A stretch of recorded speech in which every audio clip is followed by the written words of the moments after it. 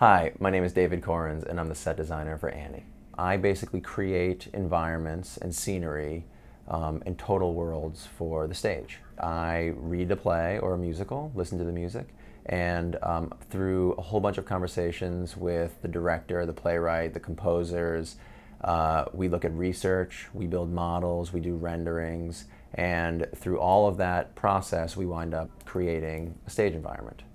Annie takes place in 1933 in New York City, in a very specific point in American history where the economy was down in the dumps, the president's approval rating was falling, and that the whole world really needs hope. And that is the trajectory that Annie takes. She goes from that Lower East Side grit to that Central Park fabulous palace.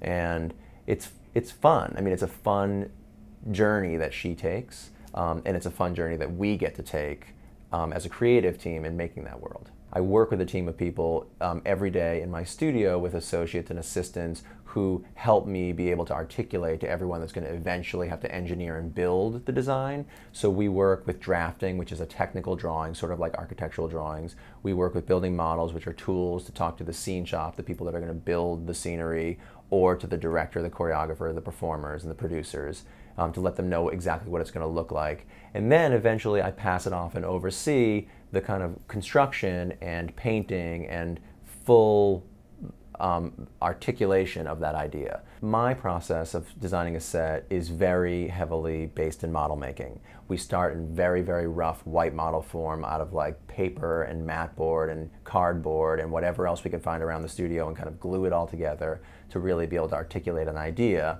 And then as the idea gets more and more refined, the models get more and more refined. We move slowly into color, we move slowly into like really refining the proportions and the line of the design. And it's important because nothing can really replace a scale replica of the thing that's going to show up on stage.